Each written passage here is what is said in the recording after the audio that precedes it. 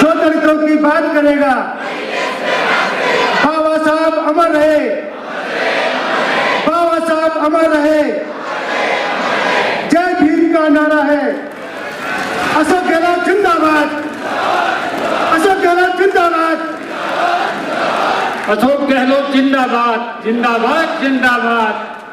आज के हमारे इस कार्यक्रम के मुख्य अतिथि आदरणीय श्री अशोक गहलोत साहब पधार चुके हैं। मैं उनसे रिक्वेस्ट करूंगा कि सीधे ही बाबा साहब डॉक्टर भीमराव अंबेडकर और महात्मा ज्योतिबा फुले साहब को पुष्पांजलि कर दीप प्रज्वलित कर इस कार्यक्रम का शुभारंभ करें। बाबा साहब अमर रहे, ज्योतिबा फुले अमर रहे, ज्योतिबा फुले अमर रहे। अशोक गहलोत जिंदाबाद, अशोक गहलोत जिंदाबाद, बाबा साहब अमर रहे, ज्योतिबा फुले जिंदाबाद, ज्योतिबा फुले अमर रहे। अशोक गहलोत जिंदाबाद, अशोक गहलोत जिंदाबाद, अशोक गहलोत जिंदाबाद। जब तक सूरज चांद रहेगा, जब तक सूरज चांद रहेगा, जय भीम का नारा है। अशोक गहलोत जिंदाबाद।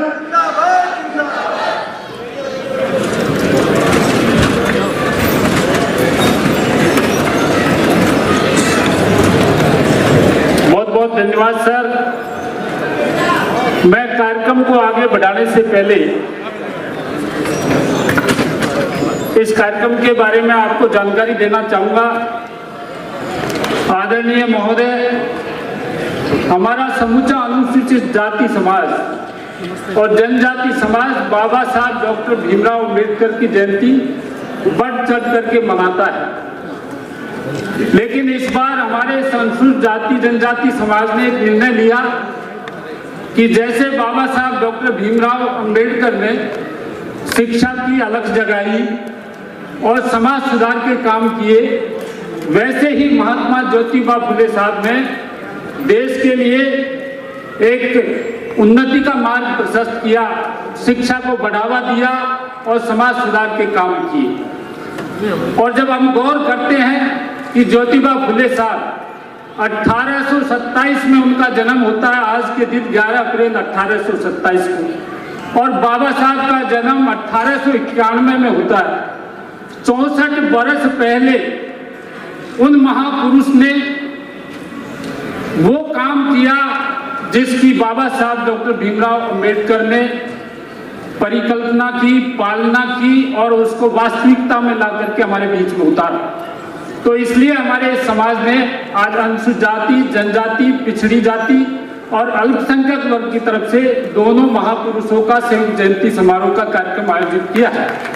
और यहाँ इस मौके पर मुझे ये कहते हुए गर्व होता है कि जितना हमारा अनुसूचित जाति और जनजाति समाज का लोग यहाँ आया है, उससे ज्यादा मुस्लिम समाज का अल्पसंख्यक वर्ग का व्यक्ति यहाँ पर आया है। और मुझे ये भी गर्व होता है कि हमने जब पूरे शहर के अंदर नुक्कड़ सभाएं की तो इस कार्यक्रम को बहुत एप्रिसिएशन मिला और सैनी समाज के लगभग 150 लोग इस कार्यक्रम में पधारे हैं।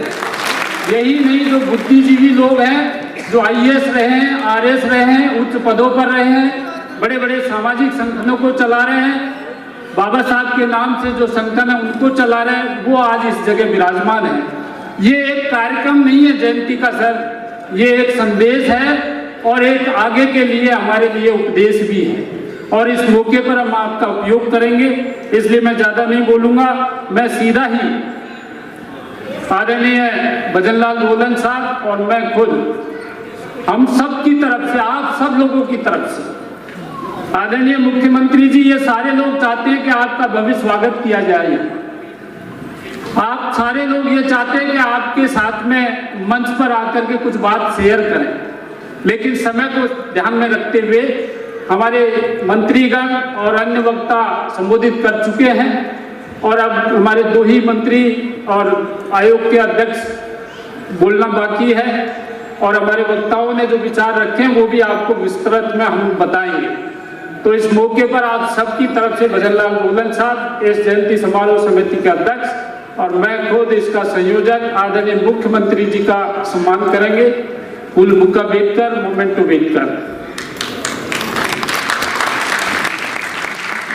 अशोक गहलोत जिंदाबाद, अशोक गहलोत जिंदाबाद, अशोक गहलोत जिंदाबाद, अशोक गहलोत जिंदाबाद, अशोक गहलोत जिंदाबाद, अशोक गहलोत जिंदाबाद, अशोक गहलोत जिंदाबाद, अशोक गहलोत जिंदाबाद, अशोक गहलोत जिंदाबाद, अशोक गहलोत जिंदाबाद, अशोक गहलोत जिंदाबाद, अशोक गहलोत जिंदाबाद, अशोक गहलोत जिंदाबाद, अशोक गहलोत जिंदाबाद, अशोक गहलोत जिंदाबाद, जब तक सूरज चांद रहेगा। बहुत बहुत धन्यवाद आदरणीय मुख्यमंत्री जी और हमारे साथियों। मैं मुख्यमंत्री जी का आपने देखा इतना बड़ा बुके से स्वागत क्यों किया है। पिछले समय में जो मुख्यमंत्री जी ने बजट पेश किया और उस बजट के बाद में पूरे प्रदेश की जनता जो हजारों की संख्या में रोजाना उनके निवास पर जाकर उनका स्वागत कर रही है। और ऐसा कैसे हो सकता है कि जब हमारा यहाँ पूरा वर्ग इकट्ठा है तो हम सबकी तरफ से स्वागत करें। तो हर एक फूल आप सब लोगों की तरफ से है। और मुख्यमंत्री जी का इस मौके पर मैं इस बात के लिए भी धन्यवाद देना चाहूंगा कि एक लॉन्ग पेंडिंग डिमांड थी, केंद्र सरकार के कर्मचारियों के बारे में चल रही थी, राजस्थान के कर्मचारियों के बारे में चल रही थी और जिसकी पूरे देश में चर्चा है। मैं रेल की एसोसिएशन का राष्ट्रीय अध्यक्ष हूँ, पूरे देश में जाता हूँ, ट्रेड यूनियन के साथ भी बैठता हूँ और वो लोग ये आश्चर्य कर रहे हैं कि आखिर अशोक गहलोत साहब ने राजस्थान में एनपीएस को खत्म कैसे कर दिया और ओपीएस कैसे लागू कर दिया और उसके बाद उन्होंने जो एक एक निर्णय लिए हैं उन निर्णय की हम सब लोग तारीफ करते हैं और आपको बहुत बहुत धन्यवाद देते हैं सर। हमारा अनुसूचित जाति और जनजाति समाज का लोग यहाँ आया है, उससे ज्यादा मुस्लिम समाज का अल्पसंख्यक वर्ग का व्यक्ति यहाँ पर आया है। और मुझे ये भी गर्व होता है कि हमने जब पूरे शहर के अंदर नुक्कड़ सभाएं की तो इस कार्यक्रम को बहुत एप्रिसिएशन मिला और सैनी समाज के लगभग 150 लोग इस कार्यक्रम में पधारे हैं। यही नहीं, जो बुद्धिजीवी लोग हैं, जो आईएएस रहे हैं, आरएस रहे हैं, उच्च पदों पर रहे हैं, बड़े बड़े सामाजिक संगठनों को चला रहे हैं, बाबा साहब के नाम से जो संगठन है उनको चला रहे हैं, वो आज इस जगह विराजमान है।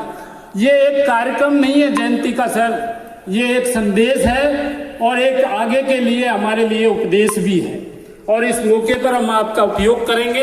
इस